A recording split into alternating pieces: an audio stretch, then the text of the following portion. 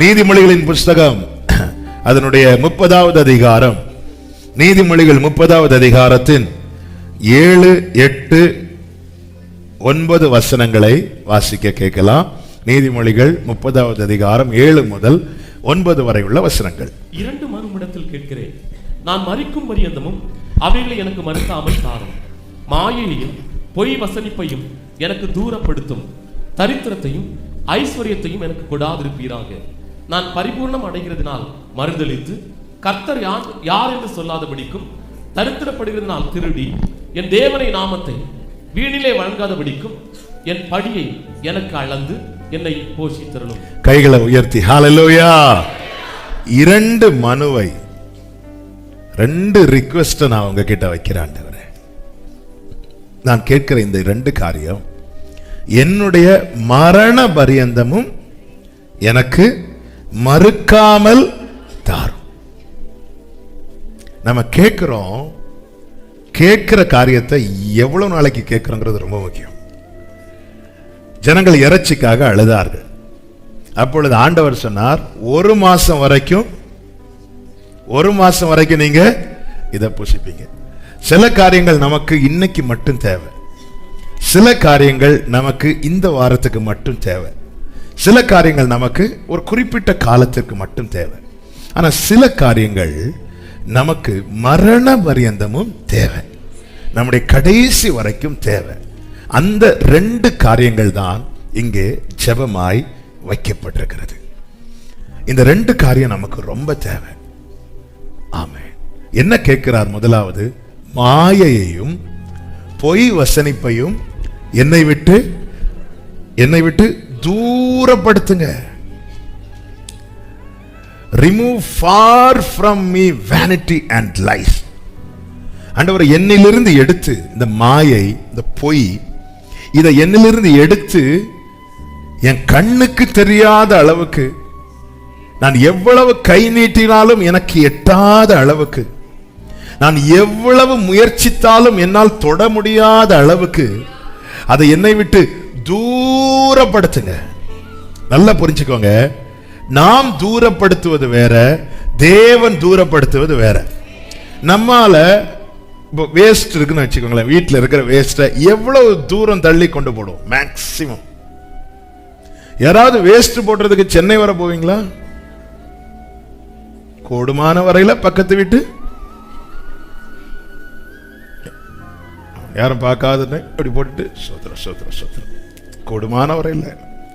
நான் உங்களை சொல்லலை, உங்களுக்கு அப்படி ஃபீல் ஆச்சுன்னா உங்களை தான் சொல்றேன். நமக்கு வேண்டாங்கிறத வீட்டை விட்டு அகற்றுறோம். எவ்வளவு தூரம் மேக்சிமம் தள்ளும்? ஆமா, நம்ம வேஸ்ட்டை போட்டுட்டோம்னு வைங்களேன், திடீர்னு என்னங்க அதுல இருக்க எல்லாத்தையும் சேர்த்து போட்டீங்களா? ஆமா, ஐயோ அதுல தான் இது இருந்துச்சே, அந்த பேப்பரும் போட்டீங்களா? அப்படியா, கொஞ்சம் வெயிட் பண்ணு. திரும்பி போய் நம்ம என்ன செய்வோம்? அதன் அர்த்தம் என்ன? நம்ம தூரமாலாம் தள்ளி வச்சிருக்கிறோம், போட்டிருக்கிறோம், ஆனா நம்ம என்ன செய்யல? தூரமா போடல.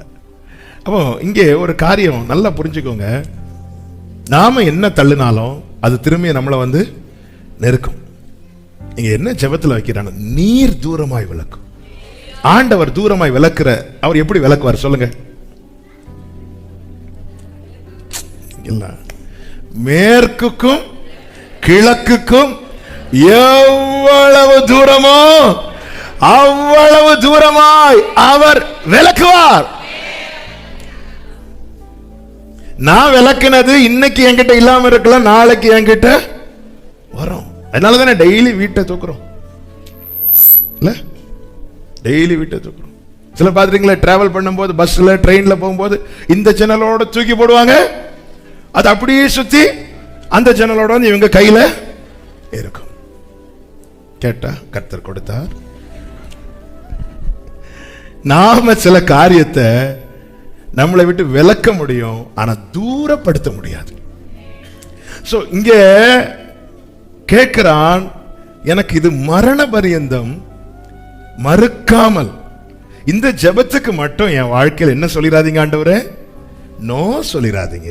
மறுக்காமல் தாங்கன்னா நோ சொல்லிடாதீங்க. இந்த ஜெபத்துக்கு எனக்கு நோ சொல்லிடாதீங்க. என்ன ஜெபம்? அப்பா இந்த மாயையும் பொய் வசனிப்பையும் என்னை விட்டு தூரப்படுத்துங்க ஆண்டவர். இன்னைக்கு நான் உங்ககிட்ட நல்லா இருக்கிறேன்ப்பா, நாளைக்கு ஒருவேளை நான் ஸ்லிப் ஆகிறதுக்கு வாய்ப்பு இருக்கு. அப்பொழுது நான் திருப்பி அந்த மாயையை நோக்கி போயிடக்கூடாது. அப்போ நான் நினைச்சா கூட அதை என்னால பார்க்க கூடாத அளவுக்கு நான் நினைத்தாலும் இஸ்ரவேலர்களுக்கு இனி பிசிக்கலா நினைச்சா கூட எங்க போக முடியாது, எகிப்துக்கு போக முடியாது. ஏன்னா அப்படியே கொண்டு சிவந்த சமுத்திரத்தை கடத்தி கொண்டு வந்துட்டார். நான் நினைச்சாலும் என்னால அந்த அளவுக்கு இது எனக்கு மறுக்காம தாங்க ஆண்டவரே, எனக்கு மறுக்காம தாங்க. மாயை, வேனிட்டி.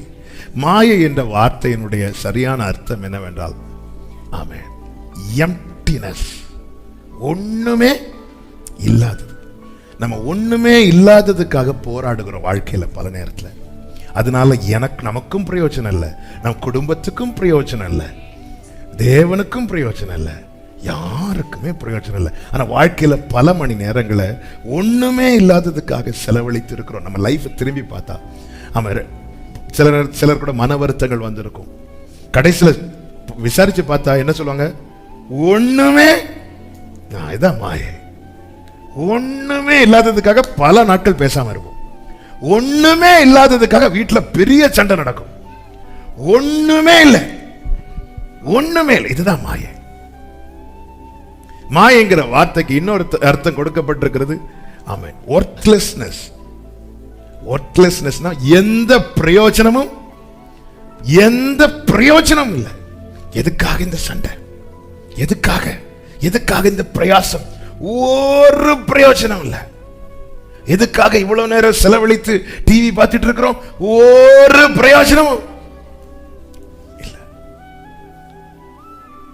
மாயை. இந்த மாயையினால நமக்கு ஒரு பிரயோஜனமும் இல்லை.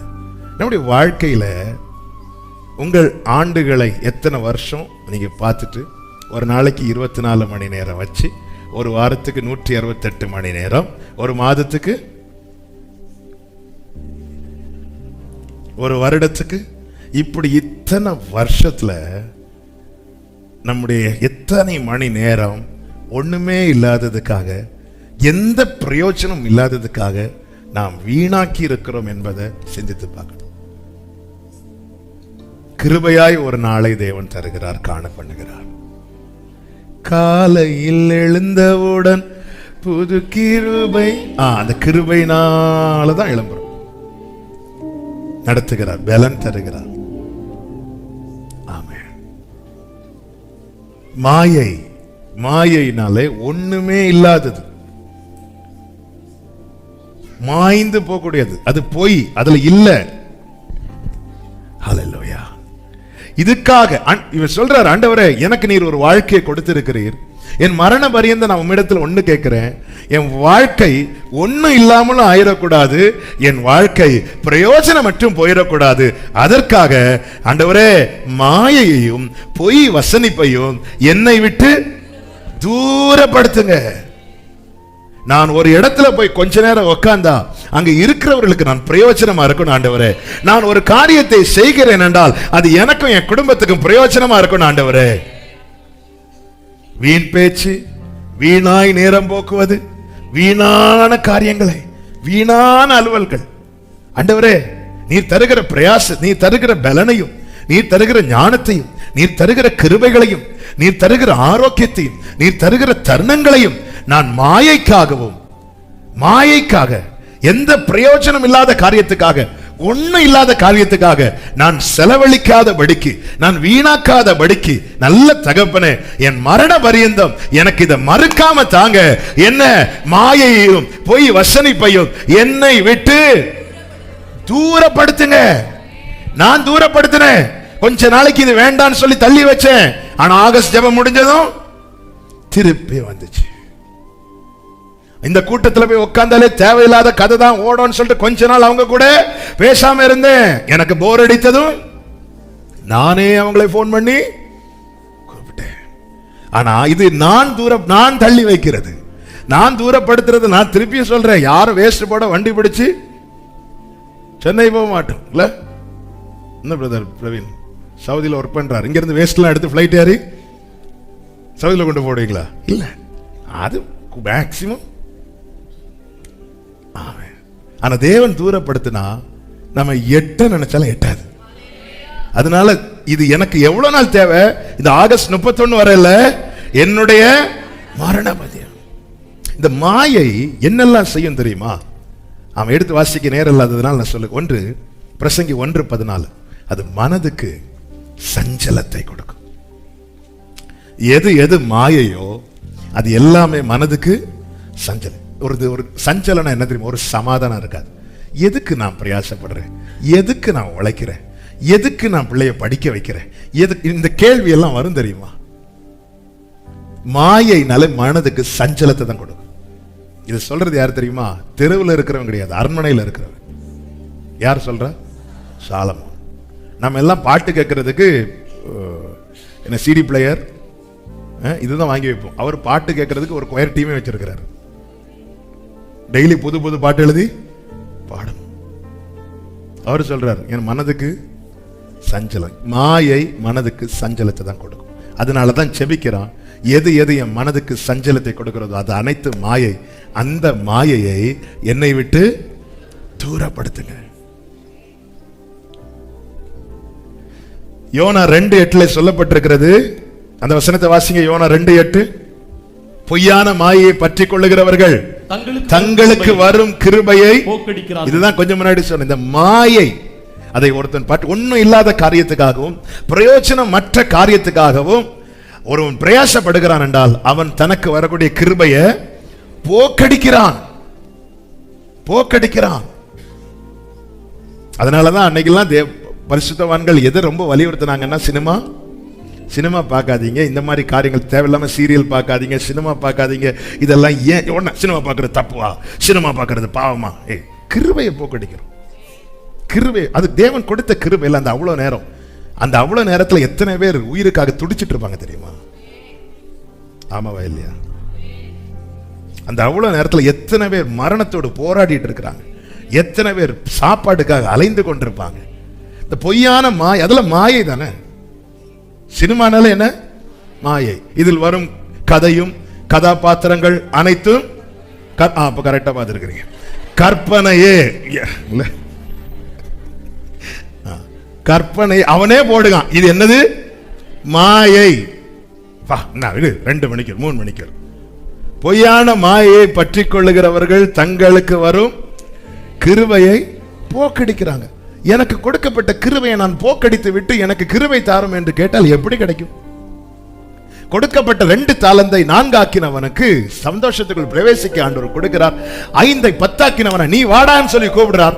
1 புதைத்து வைக்கிறவனுக்கு எனக்கு 1 தானே கொடுத்தீங்க, உனக்கு அதையும் நான் புடுங்க போறேன்னு சொல்லி புடுங்கிட்டார். எனக்கு கொடுக்கப்பட்ட கிருபை எதற்காக?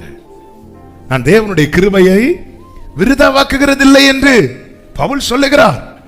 மாயை பற்றி ஒருவன் மாயை பற்றி ஒண்ணும் இல்லாத காரியத்துக்காக, பிரயோஜனம் இல்லாத காரியத்துக்காக, சில சீரியல் பார்க்கும் போதே தோல்ல துண்டை போட்டுட்டு இருப்பாங்க.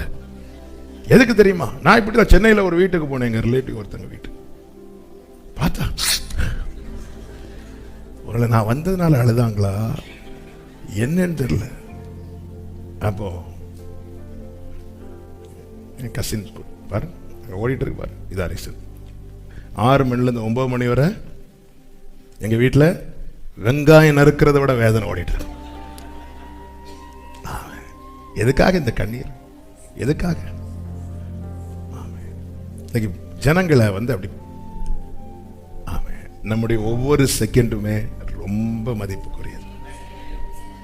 கர்த்தர் தந்திருக்கிறார்.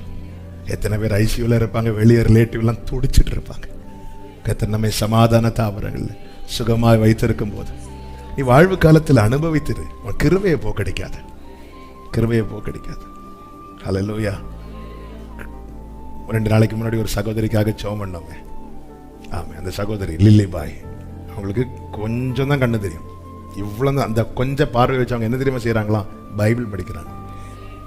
நமக்கு நல்ல கண்ணு தெரியுது. நம்ம என்ன செய்யறோம்?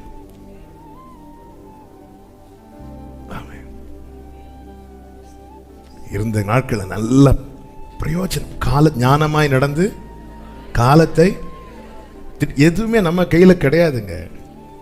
நம்ம பிரசங்கி கடைசி அதிகாரத்தில் எல்லாம் சொல்லப்பட்டிருக்கு. எல்லாமே ஒவ்வொன்றா நின்று போகும். இயந்திரத்தின் சத்தம் முதல் இயந்திரத்தின் சத்தம் எல்லாம் கேட்காதான். வாயில முறுக்கு போட்டாலும் ஒரு சைடோட தான். கொஞ்சம் வருஷத்துக்கு முன்னாடி இங்க கடிக்கிற கடி பக்கத்து வீட்டில் கூட கேட்கும். இப்போ போட்டா ஏன்னா இயந்திரம் எல்லாம் கோளாறாயிட்டு. இப்படி எல்லாமே சொல்லப்பட்டிருக்கு. எல்லாமே இதுதான் வாழ்க்கை. இருக்கிறது வரைக்கும் என் தகப்பனார் கடைசியில் கொஞ்சம் இடையில அவங்களுக்கு கொஞ்சம் கண் பார் கொஞ்சம் அவங்க கொஞ்சம் பலவீனப்பட்டாங்க. அந்த டைம் அவங்களுக்கு எதுவுமே ரீட் பண்ண முடியாது. ஆனால் சண்டே மெசேஜ் அடிச்சு விடுவாங்க. ஏன் தெரியுமா? அவங்களுக்கு ஆல்ரெடி எல்லாமே அவங்களுக்கு தெரியும். அதுலேயும் விட்டாங்களா? இல்லை. என் ஒய்ஃபை கூப்பிட்டு உட்கார வச்சு வாசி, டெய்லி கொஞ்சம் அதிகாரத்தை வாசிக்க வச்சு அவங்களுக்கு கேட்கணும். இருக்கிற கொஞ்சம் பலத்தையும் பயன்படுத்தினாங்க. ஃபுல்லாக மேலிருந்து கீழே வர வசனத்தால் நிரப்பப்பட்ட ஒரு பாத்திரவான் என்று நான் தைரியமாக சொல்றேன். கடைசி வர எத்தனையோ ஆண்ட்ராய்டு போன்லாம் வாங்கி கொடுக்கறதுக்கு எவ்வளோ முயற்சி பண்ணும். அவங்க சிம்பிளா எனக்கு யூஸ் பண்ண தெரியாதுன்னு சொல்லிட்டு வச்சிருவாங்க. ஒருத்தங்க ஒரு சின்ன லேப்டாப் மாதிரி ஒன்று வாங்கி கொடுத்தாங்க. பாஸ்டர் அவங்க செய்தியெல்லாம் இதில் போட்டு கேளுங்க. அதை அப்படியே சுருட்டி இவ்வளோ நாள் இப்படி வாழ்ந்துட்டேன். நீ கடைசியில் நமக்கு கொடுக்கப்பட்ட கிருபையை நம்ம போக்கடிச்சிட்டோம்னா எதை இழந்தாலும் திரும்ப வாங்கிடலாங்க. அந்த கிருபை இருக்கு தெரியுமா? அது மட்டும் இழந்துடவே கூடாது. அதனால தான் ஜெபம் பண்றேன், என் மரண பரியந்தம் உங்க கிருபை எனக்கு வேணும். அதனால என் மரண பரியந்தம் இந்த மாயையை என்னை விட்டு தூரப்படுத்துங்க. எரேமியா 2வது அதிகாரம் 6வது வசனத்தை வாசிங்க. எரேமியா 2:6. என்னை விட்டு தூரப்பட்டு மாயை பின்பற்றி வீணராய் போகிறதற்கு. மாயை பின்பற்றவங்க எப்படி போறாங்க? வீணராய் போனாங்க. வீணா போனவன் சொல்லுவாங்க. வீணராய்னா எதுக்குமே வாழ்க்கை ஏதுக்கு இவனால இவனுக்கும் பிரயோஜனம் இல்ல, இவன் குடும்பத்துக்கும் பிரயோஜனம் இல்ல, சபைக்கும் பிரயோஜனம் இல்ல, தேசத்துக்கும். இன்னும் சொல்லணும், இவன் பூமிக்கு எப்படி இருக்கிறான்? பாரம். என்ன கோரஸா சொல்றீங்க? பாரமா இருக்கிறான். பூமிக்கு பாரமா இருக்கிறான். ஏன்? மாயை பின்பற்றான். எதை ஃபாலோ பண்றோம்? நம்ம எதை ஃபாலோ பண்றோம்? அவரை பின்பற்றுறவன் பிரயோஜனம் உள்ளவனா இருப்பான். மாயை பின்பற்றுகிறவன், ஆண்டவர் என் வாழ்க்கையில நான் உண்மை என்று வேற எதை பின்பற்றினாலும் அதெல்லாம் மாயை. நான் உங்களை மட்டும் பின்பற்ற என் மரண பரியந்தம் மறுக்காமல் எனக்கு இதை தாங்க. என்ன? மாயையையும் பொய் வசனிப்பையும் என்னை விட்டு தூரப்படுத்துங்க. எரேமியா 18:15 சொல்லப்பட்டிருக்கிறது. எரேமியா 18வது அதிகாரம் 15வது வசனம். என் ஜனங்களோ என்னை மறந்து மாயையான விக்கிரகங்களுக்கு தூபம் காட்டு. மாயைக்கு தூபம் காட்டுறாங்க. மாயையை கொண்டாடுகிறார்கள். மாயையை பெருசா எடுத்து வைக்கிறாங்க. செப்பனிடப்படாத பாதைகளிலும் வழியிலும் அவர்கள் நடக்கும்படி அவைகள் அந்த மாயையானவைகள் அவர்களை பூர்வ பாதைகளாகிய அவர்களுடைய வழிகளிலிருந்து பூர்வ பாதை எதுங்க? இதுதான் பரிசுத்த வேதாகமம். மாயை ஒருவன் இப்ப நான் என்னதான் ஊழியம் செஞ்சாலும் நான் மாயை பின்பற்றுகிறவனா இருப்பேனானால் இதிலிருந்து என்னை அது விழ வைக்கும், இடர பண்ணும், ட்ராக்கை மாத்தி விட்டுரும். ஓடிட்டு தான் இருப்போம். இந்த ஹைவேல எல்லாம் போகும்போது நமக்கு போற வேண்டிய ரோடு ஒரு குறிப்பிட்ட இடத்துல இருந்து ஒரு சின்ன கட்டு எடுக்க வேண்டி இருக்கும். அதை மிஸ் பண்ணிட்டு போயிட்டே தான் இருப்போம். நமக்கு பார்வைக்கு எல்லாரும் ஓடிட்டு தான் இருப்போம். ஆனா என்ன ஆயிரும்னா அந்த பூர்வ பாதையிலிருந்து அப்படி கொஞ்சம் இடர பண்ணிடும். இதுதான் மாயையினுடைய விளைவு. சில மாயை கொண்டாடுகிறோம்ல. தேவன் இருக்க வேண்டிய ஸ்தானத்துல சில காரியம், பணத்தை தூக்கி வைக்கிறோமா, மனுஷங்களை தூக்கி வைக்கிறோமா, பொருட்களை தூக்கி வைக்கிறோமா, பாரம்பரியத்தை தூக்கி வைக்கிறோமா, சொந்தக்காரங்களை தூக்கி வைக்கிறோமா, அது நம்மளை இடர பண்ணி வேற மாதிரி ஓட வச்சிட்டு இருக்கும். ஓடிட்டு தான் இருப்போம். ஆனா ட்ராக் மாறி ஓடினா என்ன ஆயிரும்? அந்த முடிவு வரும் தெரியுமா? அங்க வந்து திணறும். அங்க எல்லாம் பிளாக் ஆயிருக்கும். அங்க வந்ததுக்கு அப்புறம் தான் திரும்பி பார்த்தா எவ்வளோ கிலோமீட்டர் தப்பான ரூட்ல வந்திருப்போம்.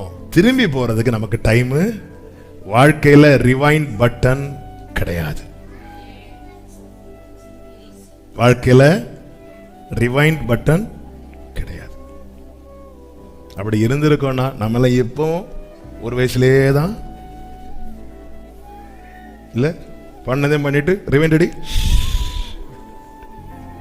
அவருக்கு தெரியும் எது எது எப்படி கொடுக்கணும். ஃபார்வர்ட் பட்டனும் கிடையாது. சிலதை பார்த்து தான் ஆகணும். பிளே பட்டன் உண்டு, ஸ்டாப் பட்டன் உண்டு. பிளே பண்ணி விட்டுட்டார். என்னைக்கு ஸ்டாப் பண்ணுவார்னு தெரியல. அன்னைக்கு இந்த கேசட்டை வெளியே எடுப்பார். ஒழுங்கா உடனே அழகா எடுத்து வைக்கலாம். சில கேசட், பழைய கேசட் பார்த்துருக்கீங்களா, சிக்கி சின்ன பின்னமாகி அப்படி இடறக்கூடாதுங்கிறதுக்கு தான். எதை பின்பற்றக்கூடாது? மாயை பின்பற்றக்கூடாது. நல்லா தான் இருக்கும். திடீர்னு அந்த சவுண்டுக்கு கேட்டிருக்கீங்களா? நல்லா பாடிட்டு இருக்கோம், அதுக்கப்புறம் வேற மாதிரி சவுண்ட்லாம் கேட்க ஆரம்பிக்கும். ஏதோ அந்நிய பாஷை பேசுறாங்க போல. எடுத்து பார்த்தா நூடுல்ஸ். எந்த நோட்டம் ஜெயத்துடன் மூடி அந்த நாடு சுதன் அவர் பாதம் விழுந்து ஆனந்த கண்ணீர் க்ளோரி அந்த நோட்டம் அந்த நாடு சுதந்தரிப்பே. இந்த மாயை நமக்கு ரொம்ப கண்ணி, பெரிய கண்ணி. இது மரண பரியந்தம் ஆண்டவரே நான் எக்காரணம் கொண்டும் மாயை சார்ந்து இருக்கக்கூடாது, மாயை பின்பற்றக்கூடாது, மாயை பற்றி கொள்ளக்கூடாது, மாயை நான் கொண்டாடக்கூடாது. நான் எதை குறித்து பெருமையா பேசுகிறேன்? ரதங்களை குறித்தா, குதிரைகளை குறித்தா? எது எது மாய்ந்து போகும் அது எல்லாமே மாயை. அதனாலதான் சூரியனுக்கு கீழே செய்யப்படும் அனைத்தும் என்னவா? மாயை. வானத்துக்கு கீழே காணப்படுகிற அனைத்தும் என்னவா? மாய். எல்லாமே மாய்ந்து போகக்கூடியது. நாம போய் ரதத்தை குறித்து, குதிரைகளை குறித்து மேன்மை பாராட்டினா அவுட். இயேசுவின் இடத்துல சீஷர்கள் தேவாலயத்தை குறித்து மேன்மையை பேசினாங்க. ஆண்டவர் என்ன சொன்னார்? ஒரு கல்லு கூட. நாம் எதை மேன்மைப்படுத்துகிறோம்? மாய்ந்து போறதையா? ஆண்டவர் ஆண்டவர் வருகையில இந்த நாகர்கோயில் ஃபுல் காஸ்பல் சர்ச் பில்டிங்க அப்படியே தூக்கிட்டு இப்படியெல்லாம் போக மாட்டார். அவர் இதற்குள்ளே தம்முடைய ரத்தத்தால சம்பாதித்த சபைதான் தூக்கிட்டு போவார். கட்டிடம் எப்படி இருக்கும்? அப்படியே தான் இருக்கும். வருகைக்கு அப்புறம் இந்த கட்டிடம் யார் வேணாலும் எடுத்துக்கொள்ளுங்க. அதுக்கு வீட்டில் போய் பிளான் போடாதீங்க. நம்ம வெயிட் பண்ணா, கொஞ்சம் வெயிட் பண்ணா எல்லாரும் போட்டோம். ஆண்டவரே அடுத்த பஸ்ஸுக்கு நாங்க நம்ம எதை தூக்கி வச்சிருக்கிறோம்? ஆண்டவர் வைக்கிற ஸ்தானத்தில் எதை? மாயை கொண்டாடாதே, மாயை பற்றி கொள்ளாதே, மாயை பின்பற்றாதே. இதெல்லாம் நமக்கு மனசஞ்சலத்தையும் இடரலையும் நமக்கு கொடுக்கப்பட்ட கிருபையும் போக்கடிக்குமே தவிர. அதனால மரண பரியந்தம் ஆண்டவர்கிட்ட என்ன கேட்கணும்? ஆண்டவரே இந்த மாயை, பொய் வசனம், இந்த பொய் என்னிலிருந்து வரக்கூடாது. என சூழ்ந்திருக்கிறவர்களும் நம்ம வாழ்க்கையில பொய்யினால நம்ம ஏமாந்தது தானங்க நிறைய. நம்ம வாழ்க்கையில எதனால ஏமாற்றப்பட்டோம்? ஒருத்தங்களை நம்பி, அவங்க சொன்ன வார்த்தையை நம்பி. எனக்கு தெரிஞ்ச ஒரு சகோதரனுக்கு ஒருத்தங்க அவர்கிட்ட பணம் வாங்கி அவருக்கு கொடுக்கணும்.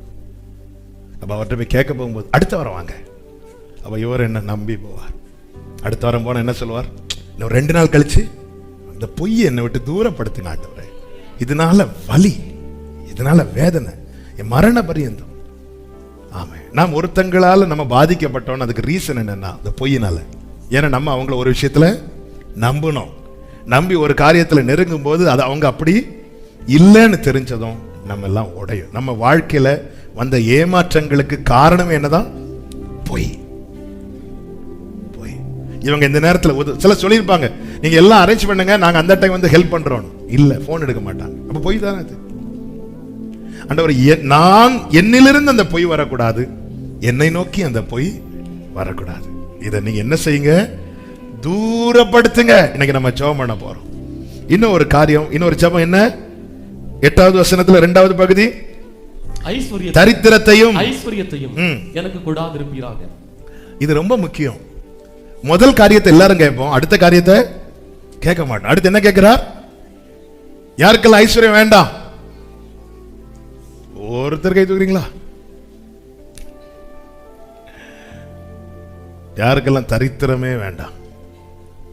சிலர் இப்படி தூக்குறீங்க, யாரும் பார்க்க கூடாது, நீங்க மட்டும் பார்த்துக்கோங்க ஆண்டவரே. இந்த ஜெபத்தினுடைய ஆழத்தை புரிஞ்சுக்கணும். அவர் என்ன சொல்றாரு? 9வது வசனத்தை வாசிங்க. நான் பரிபூரணம் அடைகிறதுனால் மறுதலித்து கர்த்தர் யார் என்று சொல்லாதபடிக்கும். ஆமென். நல்லா கவனிச்சீங்களா? எனக்கு பரிபூரணம் வந்துட்டுனா ஆண்டவரே, அது நான் இப்படி சொல்லுகிறேன், கர்த்தரை தேடாதிருக்க பண்ணுகிற எந்த ஒரு நன்மையும் எனக்கு தந்துராதீங்க ஆண்டவரே. என்னை தேடாதிருக்க பண்ணுகிற, நான் நித்தம் உம்முடைய சமூகத்தை நாடணும். என்னை ஆண்டவரே, இவனுக்கு இதை கொடுத்தா இதுக்கப்புறம் இவன் என்ன தேட மாட்டான் அப்படின்னு சொல்லிட்டு உங்களுக்கு தான் என்ன தெரியும், எனக்கு தெரியாது. நான் என்ன சொல்லுவேன்? எசேக்கியாவை மாதிரி என் ஜீவன் உள்ள நாளெல்லாம் கர்த்தருடைய ஆலயத்தில் கீத வாத்தியத்தை வாசித்து பாடுவேன்னு சொல்லுவேன். ஆனா எசேக்கியா செஞ்சாரா? இல்ல. நம்ம சொல்லுவோம். ஆனா 15 வருஷம் கிடைச்சதும், ஆமா, ஒரு சின்ன பலவீனம் வந்ததும், அதான் 15 வருஷம் இருக்குல்ல. அதனாலதான் ஏன் நம்ம கிட்ட ஏன் ஆயுசு சொல்லல தெரியுமா? நமக்கு நம்மளை பத்தி அவருக்கு நல்லாவே, நம்ம கிட்ட மட்டும். ஏன்னா நம்ம படிக்கும் போதே அவர் எழுதிட்டாரு, இவன் எக்ஸாமுக்கு முந்தின நாள். சில பிள்ளைங்க நாளைக்கு எக்ஸாம்னா முந்தின நாள் தான் படிப்பாங்க. திருவிருந்துக்கு முந்தின நாள் தான் பாவ மன்னிப்பு கேட்கிற கூட்டங்கள் உண்டு. சிலர் அன்னைக்கு கூட இல்ல, எக்ஸாம் ஹால்ல வந்து ஏதாவது இம்பார்ட்டன்ட் கொஸ்டின் இருந்தா அன்னைக்கு திருவிருந்து அப்பத்தையும் ரசத்தையும் பார்த்ததை இவங்களுக்குள்ள அப்படி உள்ளம் உடைஞ்சு அப்படியே விட்ட அவ்வளவு அப்பத்தையும் எடுத்து அந்த அளவுக்கு வேதனை. அதான் முதல் திருவிருந்துக்கு ஒருத்தங்களுக்கு கப்பு கொடுத்தா குடிச்சிட்டே இருக்கிறாங்க. அதுக்கப்புறம் தான் நினைச்சேன், கேட்டா 2 வருஷம் லாக்டவுனுக்கு குடிக்க முடியலையா. அதுக்கு சேர்த்து அந்த 2 வருஷம் எனக்கு கம்யூனியன் விட்டா அவருக்கு தெரியும். அதனாலதான் அவர் கேட்கிறார், ஆண்டவரே உங்களை யாருன்னு கேட்கிற அளவுக்கு ஒரு நன்மை என்னை மாற்றுமானால் அப்ப அவங்க மரண பரியந்தம் அதை எனக்கு தந்துராதீங்க. கேட்க முடியுது? அது உங்களை டெய்லி நான் ஜெபம் பண்ணிட்டு இருக்கிறேன், தேவ சமூகத்தில் நிக்கிறேன். ஆனா வாழ்க்கையில எல்லாம் கிடைச்சதும் என் வாழ்க்கையில ஜெபம் போச்சு, எல்லாம் போச்சு. அதான் தேவன் யார் அப்படித்தானே? ஆண்டவரை நான் ஆண்டவரை தேடலைனாலே நான் தேவன் யாருன்னு கேட்கிறேன். எனக்கு எதுக்கு அவர் அப்படின்னு கேட்கிறேன். அதனாலதான் 73ஆம் சங்கீதத்தில் துன்மார்க்கன் அவர் யாருன்னே கேட்கிறான். ஆசாப் ஆண்டவர் யாருன்னு கேட்கிறவன் நல்லா இருக்கிற ஆண்டவரே, அவனுக்கு எல்லாம் நிறைவா கொடுத்திருக்கீங்க ஆண்டவரே, எனக்கு மட்டும் ஏன் தெரியல? நீ அப்படி கேட்டக்கூடாது, நீ அப்படி கேட்டக்கூடாது. ஏன்னா ஒன்னு நான் எங்க பார்க்க விரும்புறேன் தெரியுமா? மகிமையில பார்க்க விரும்புறேன். துன்மார்க்கன் ஒரு நிமிஷத்துல எவ்வளவாய் பாழாய் போனான். ஆனா ஆசாவே நீ இன்னைக்கு இருக்கிறல்ல, ஏன் தெரியுமா? உன்னை நான் மகிமையில பார்க்க விரும்புறேன். நீ தினம் என்ன தேடுறதுக்கு காரணம் என்ன தெரியுமா? சில காரியங்களை நான் உனக்கு கொடுக்காததுனால. நம்முடைய லெவல் அவருக்கு தான் தெரியும், நமக்கு தெரியாது. அதனாலதான் தாவீது ஜெபம் பண்ற, நீர் என்னை ஆராய்ந்து அறிந்திருக்கிறீர், வேதனை உண்டாக்கும் வழி என்னிடத்தில் என்னால பார்க்க முடியல. இன்னைக்கு நான் நல்லா இருக்கிறேன், நாளைக்கு அப்படி இருப்பேன் நான் எனக்கு தெரியல. ஒரு நாள் அந்த மாலை நேரத்தில் கர்த்தரை பார்க்கிறான், அடுத்த நாள் மாலை நேரத்தில் பட்சைவாளை பார்க்கிறான். பார்த்தானா இல்லையா? இதுதான் எல்லாருடைய வாழ்க்கையும். நம்ம நாளைக்கு எப்படி இருப்போம், நாளைக்கு எப்படி மாறுவோம் தெரியாது. அதனாலதான் பவுல் சொல்றாரு, நாங்க சொன்ன உபதேசத்துக்கு சுவிசேஷத்துக்கு மாறாக யார் வந்து சொன்னால் நம்பாதீங்க, தூதனே வந்து சொன்னால் நம்பாதீங்க, ஏன் நாங்களே நாளைக்கு வந்து மாத்தி சொன்னாலும் நம்பாதீங்க. மனுஷனாலே மாறக்கூடியவன், மனுஷனாலே மாறக்கூடியவன். அதனால ஆண்டவர் உங்களை இவன் இது கிடைச்சதுக்கு அப்புறம் ஆண்டவர் தேடவே இல்லை. நிறைய பேர் பாருங்க, ஒரு சுகம் கிடைச்சதுக்கு அப்புறம் தேடுறதை விட்டுருவாங்க. அந்த நெருக்கத்துல மட்டும் கூப்பிடுறது. ஆண்டவர் உங்களை தேட விடாதிருக்க பண்ணுகிற எந்த ஒரு நன்மையும் என் மரண பரியந்தம் எனக்கு தந்துராதீங்க. அடுத்து கேட்கிறாரு தரித்திரத்தை. அந்த வசனத்தை வாசிங்க. தரித்திரப்படுகிறதினால் திருடி என் தேவனுடைய நாமத்தை வீணிலே வழங்காதபடிக்கும் என் படியை எனக்கு அளந்து என்னை போஷித்தது. ஆண்டவரே உங்களை நான் யாருன்னு கேட்டக்கூடாது, உங்க நாமத்தை நான் வீணிலே வழங்கவும் கூடாது. அதனால என் படியே இவனுக்கு என்ன கொடுத்தா இவன் என் சமூகத்துல இருப்பான், நீங்க அளந்து தாங்க. உங்களுக்கு ஒரு நற்செய்தியை சொல்லட்டுமா? அவர் அளந்து தரதே நம்ம தலைமுறைகளுக்கு போதுமானதா இருக்கு. ஏன்னா நான் அளந்து எடுத்தா எனக்கு உறவு. எங்க அப்பா அடிக்கடி சொல்லுகிற ஒரு ஸ்டோரி, நான் பலமுறை நானும் சொல்லியிருக்கிறேன். ஒரு பெட்டி கடைக்கு முன்னாடி ஒரு சின்ன பிள்ளை நின்று பார்த்துட்டே இருக்கிறா. எல்லாரும் வராங்க, திங்ஸ் வாங்கிட்டு போறாங்க. இவன் அந்த சாக்லேட் பாட்டிலே பார்த்துட்டே இருக்கிறார். அப்பொழுது அவர் பார்த்துட்டு, ஏமா நான் இதுலேருந்து சாக்லேட் எடுத்துக்கணும்னு சொல்லிட்டு ஓப்பன் பண்ணி கொடுக்குறார். அந்த பிள்ளை எடுக்கவே இல்லை, பேசாமல் நிற்கிறார். திருப்பி எடுத்துக்கோமானா, ஒன்றும் இல்லை, காசுலாம் கேட்க மாட்டேன், எடுத்துக்கோ. இல்லை இல்லை நான் எடுக்க மாட்டேன். அப்புறமா அவர் பார்த்தார், அவர் கை போட்டு எடுத்து அந்த பிள்ளைக்கு சாக்லேட் கொடுக்கும்போது அவர் சந்தோஷமா இப்படி வாங்குறான். அவருக்கு இப்போ கோபம் வந்து ஆச்சரியமாயிட்டு, கொண்ட எவ்வளோ நேரம் எடுன்னு சொல்லிட்டு இருக்கிறேன், நீ எடுக்கல, ஆனால் நான் எடுத்து தந்தது வாங்குறேன். அப்போ அந்த பிள்ளை சொல்லிச்சு, என் கை ரொம்ப சின்ன கை, நான் எடுத்தா கொஞ்சம் தான் கிடைக்கும், உங்கள் கை ரொம்ப, நீங்கள் எடுத்து தந்தா எனக்கு மட்டும் இல்லை, என் வீட்டில் கொஞ்சம் பேர் இருக்கிறாங்க, அவங்களுக்கும் தேவையான சாக்லேட் கிடைக்கும். அதனால தான் ஆண்டவரே நீங்கள் கொடுங்க, என் படியை எனக்கு அளந்து தார். ஆண்டவரை நான் கடைசி வர, இதுக்கு முன்னாடி ஒருவேளை என் அறியாமையினால நான் தேவன் யாருன்னு கேட்டிருக்கலாம், உங்களுடைய நாமத்தை நான் வீணில் வழங்கியிருக்கலாம். ஆண்டவரை இன்னைக்கு இந்த ஜெபத்தை நான் அவங்க முன்னாடி வைக்கிறேன்ப்பா.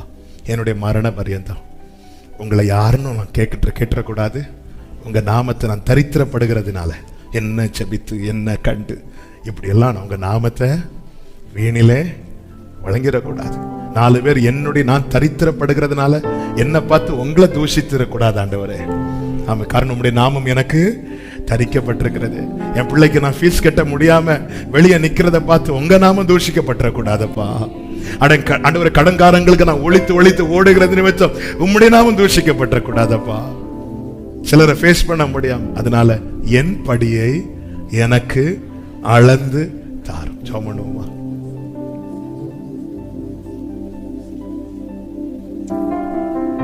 ஒரு சில நிமிடங்கள், உங்க நிலைமை உங்களுக்கு தெரியுமே.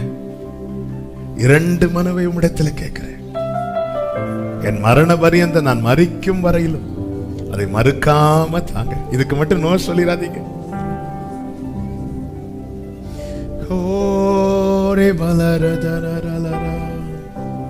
ஒரு ஜெபத்தை வைங்க, என் படியை எனக்கு அளந்து தாங்க. நீங்க இடைப்படுங்கப்பா, நீங்க இடைப்படுங்க, நீங்க அளந்து தாங்க. அதுலதான் எனக்கு போதுமானது இருக்கு. என் படி எனக்கு அளந்து, கொஞ்சம் வாய்களை திறந்து கேளுங்க. எப்படியெல்லாம் உங்களை சொல்லி கேட்க முடியும். கதை நம்மோடு பேசினேன். என் வாழ்க்கையில கடைசி வர தேவன் யாருன்னு கேட்டுறக்கூடாது, உங்க நாமத்தை நான் வீணிலையும் வழங்கிடக்கூடாது. ஆண்டவரே, தரித்திரத்தையும் ஐஸ்வர்யத்தையும் எனக்கு கொடாதிருப்பீராக. உங்களை தேடாதிருக்க பண்ணுகிற எந்த நன்மையும் என் கடைசி வரை எனக்கு தந்துடாதீங்கப்பா. அது நன்மையே கிடையாதுப்பா. உங்களை தேடுறதுதான் நன்மை. ஆண்டவரே, என்ன ஆஸ்தியோ ஐஸ்வர்யமோ ஆசீர்வாதமோ இது இவனுக்கு கொடுத்தா இதுக்கப்புறம் இவன் என்ன தேட மாட்டான்னு உங்களுக்கு தெரிஞ்சிட்டுனா அது எனக்கு வேண்டாம்ப்பா. எனக்கு நீங்க தான் வேணும்பா. ஆண்டவரே, மாயையும் போய் வசனிப்பையும் என்னை விட்டு தூரப்படுத்துங்கப்பா. ஆண்டவரே, நான் வீணா போயிடக்கூடாதுப்பா. நான் கிருபையை போக்கடிக்க கூடாதுப்பா. ஆண்டவரே, என் ஓட்டம் ஆண்டவரே அப்பா இடறி போயிடக்கூடாதுப்பா. ஏசப்பா, உங்களுக்கு தெரியுமே, எங்களால தூரப்படுத்த முடியலப்பா. நாங்க எவ்வளவுதான் தூரப்படுத்தினாலும் அது மீண்டும் எங்களை ஒட்டி கொள்ளுகிறது. ஆனால் நீர் தூரப்படுத்தும் போது ஆண்டவரே அது தூரமாய் போய்விடுமே. கர்த்தாவே, மாயையும் பொய் வசனிப்பையும் எங்களை விட்டு தூரப்படுத்துங்க. அநேகரை நம்பி ஏமாந்துட்டோம். இந்த பொய் வசனிப்பை தூரப்படுத்துங்கப்பா. இந்த பொய்களினால எவ்வளவு பாதிப்புப்பா, எவ்வளவு வேதனைப்பா, எவ்வளவு கண்ணீருப்பா. தூரப்படுத்துங்கப்பா. என் படியை எனக்கு அளந்து தாங்கப்பா. மனுஷன் அளந்தா குறைப்பாப்பா. ஒவ்வொரு காரணத்தையா சொல்லி அதுல குறைச்சிருவான்பா. நீங்க அளந்து தாங்கப்பா. நீர் அளந்து தந்த நிறைவா இருக்கும்பா. என் குடும்பத்துக்கு தேவையானதா இருக்கும்பா. அடுத்த தலைமுறைக்கும் போதுமானதா இருக்கும்பா. நீங்க அளந்து தாங்கப்பா, நீங்க அளந்து தாங்கப்பா. உங்க திரு சமூகத்தை நோக்கி பார்க்கிறோம்.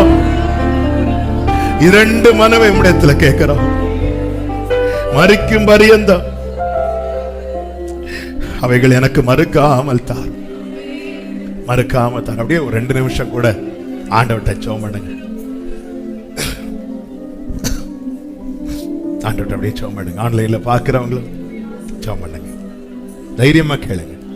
ஆண்டவரே, உங்களை யாருன்னு கேட்க வைக்கிற எந்த நன்மை எனக்கு வேண்டாம். உங்க நாமத்தை தூஷிக்கிற அளவுக்கான தரித்திரம் எனக்கு தந்துடாதீங்க. இவெல்லாம் சர்ச்சுக்கு போய் இவெல்லாம் சோமன் இப்படி 4 பேர் சொல்லிட்டாலே ஆண்டவரே, அதுல நான் அவமானப்படுத்தப்படவில்லை. அப்ப உங்க நாமம் தூஷிக்கப்படுது. ஹல்லேலூயா. காக்கை குஞ்சுகள் வர உண்மைதான் பார்க்குது. ஆனா என் வாழ்க்கையில சில தரித்திரத்தின் மீது நான் சில மனிதர்கள்ட்ட போய் நிக்க வேண்டி இருக்கிறது. அதுல நம்முடைய நாமம் வீணிலே வழங்கப்படுது. சில ஏமாற்றங்களை செய்ய வேண்டிய சூழ்நிலைக்குள்ள தள்ளப்படுகிற நிலைமை. வேண்டாம்ப்பா, வேண்டாம்ப்பா, நான் உங்க பிள்ளைப்பா, என் படி எனக்கு அளந்து தாங்கப்பா, என் படி எனக்கு அளந்து தாங்க. அது போதும்பா. அந்த போதும் என்கிற மனது, அது மிகுந்த ஆதாயம். அது போதும்பா. அவங்களை விட நாம் பெருசு அப்படி வேண்டாம்பா. என் படிய இந்த பூமியில நானும் என் குடும்பம் வாழ்வதற்கு பஞ்சகாலம் முழுவதும் சாரிபாத் விதவின் வீட்டுல மாவும் குறையல, எண்ணெயும் குறையல. காரணம், அது கர்த்தர் அளந்து கொடுத்த படி. அதனால அவங்க மட்டும் இல்ல, அவங்க சொந்தக்காரங்க எல்லாருமே வாழ்ந்தாங்களாம். கர்த்தர் அளந்து தருகிற படி. நீங்க அளந்து தாங்கப்பா. அது போதும்பா, அது போதும்பா, அது போதும்பா. கர்த்தர் கிருபை செய்வீராக, கர்த்தர் கிரியை செய்வீராக. உண்மையா ஜெபம் பண்ணுங்க. கேட்டீங்களா? கர்த்தர் நிச்சயமாய் செய்வார். ஒவ்வொரு நாள் கர்த்தர் நம்மை செபிக்க வைக்கிறார். ஒவ்வொரு காரியத்தை கற்றுத்தந்து செபிக்க வைக்கிறார். இந்த நாளில் எப்படி செபிக்க வைத்திருக்கிறார். நிச்சயமாய் ஹல்லேலூயா. தேவன் யார் என்று கேட்க விட மாட்டார். அவருடைய நாமத்தை வீணிலே வழங்க விட மாட்டார். உங்களுக்குரிய படியை கர்த்தர் அளந்து தந்து உங்களை ஆசீர்வதிப்பாராக. கரங்களை தட்டி அந்நிய பாஷைகளை பேசி சலரப கபரபலரதனரப ஏபடரலரதனர ஹே ஹந்தரே லகதரா ஹே மலரம ஷேபலரியா ஜனரே கபலரப சந்தரா லகதரா லஞ்சரே லகதரா. ஹல்லேலூயா, ஹல்லேலூயா, ஹல்லேலூயா, ஹல்லேலூயா. ஆமென், ஆமென். பரிசுத்த பிதாவே, நல்ல தகப்பனே, நன்றியோடுமை துதிக்கிறோம், ஸ்தோத்திரிக்கிறோம். இந்த வாரத்தின் திங்கள் முதல் இந்த நாள் வரை, இந்த 6 நாட்கள் தொடர்பாக உங்க சமூகத்தில் வந்து உம்மை நோக்கி பார்க்க, துதிக்க, ஆராதிக்க, ஜெபிக்க, கர்த்தாவே அப்பா உம்முடைய வார்த்தைகளை கேட்க, கற்றுக்கொள்ள, உணர்வடைய கர்த்தர் பாராட்டின கிருபைகளுக்காய் ஸ்தோத்திரம். இந்த நாளில் எங்களை கொண்டு வந்தீர், ஜெபிக்க வைத்தீர். ஆண்டவரே, ஜெபத்தை ஆண்டவர் மரண பரியந்தம் கேட்கக்கூடிய அந்த 2 காரியங்களை எங்களை இன்னைக்கு கற்றுத்தந்து கேட்க வைத்தீங்கப்பா. நமக்கு கோடி ஸ்தோத்திரம். ஆண்டவரே, இது மறுக்காம எங்களுக்கு தாங்கப்பா.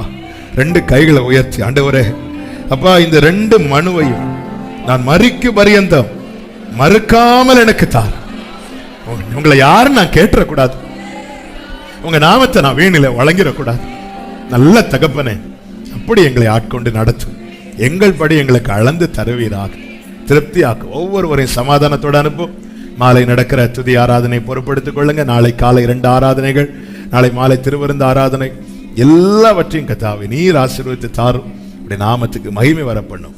எல்லா கன மகிமை உமக்கே செலுத்துகிறோம், இயேசு கிறிஸ்துவின் நாமத்தில் பிதாவே, ஆமென். சேர்ந்து சொல்லுவோம். என் ஆத்துமாவே கர்த்தரை ஸ்தோத்திரி, முழு உள்ளமே அவருடைய பரிசுத்த நாமத்தை ஸ்தோத்திரி. என் ஆத்துமாவே கர்த்தரை ஸ்தோத்திரி, கர்த்தர் செய்த சகல உபகாரங்களை மறவாதே. ஆமென். ஹல்லேலூயா.